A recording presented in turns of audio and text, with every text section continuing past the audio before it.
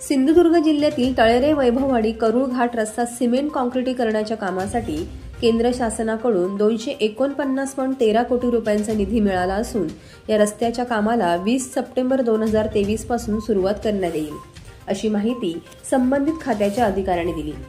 तळेरे वैभववाडी करूळ घाट रस्त्याची दुर्दशा झाली असून त्यामुळे वाहन चालकांमध्ये तीव्र नाराजी व्यक्त होते।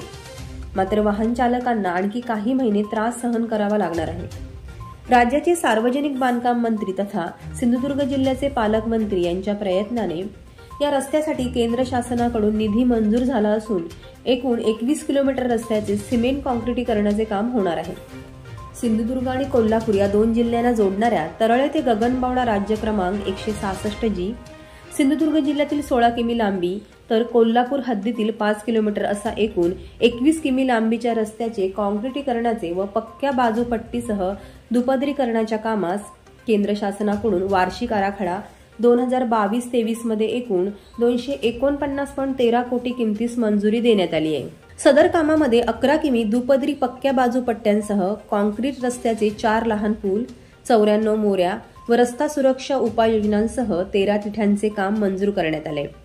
त्याचबरोबर भूसंपादन, सेवा वाहिन्यांचे स्थानांतरण व रस्त्याकरील झाडे लावणे या बाबीही यामध्ये समाविष्ट करण्यात आल्या। सदर कामासाठी कंत्राटदाराची नियुक्ती करण्याच्या निविदा सूचना प्रक्रिया पूर्ण होऊन भवानी कन्स्ट्रक्शन कोल्हापूर यांची कंत्राटदार म्हणून नियुक्ती करण्यात आली आहे। त्यामुळे सदर लांबीची पावसाळ्यापूर्वी खड्डे भरून पृष्ठभाग दुरुस्तीची कामे करून यापुढील देखभाल दुरुस्तीसाठी भवानी कन्स्ट्रक्शन कोल्हापूर यांच्याकडे हस्तांतरित करण्यात आली आहे। दिनांक 20 ऑगस्ट 2023 पर्यंत कंत्राटदारांसमवेत करारनामा होऊन तसेच कामाच्या जागेची संयुक्त पाहणी करून प्रत्यक्ष काम सुरू करण्याचे आदेश देण्याचे उद्दिष्ट आहे।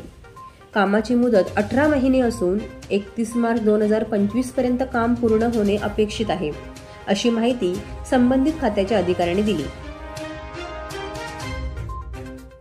Bureau news, Sindhu reporter live, Vaibhavwadi.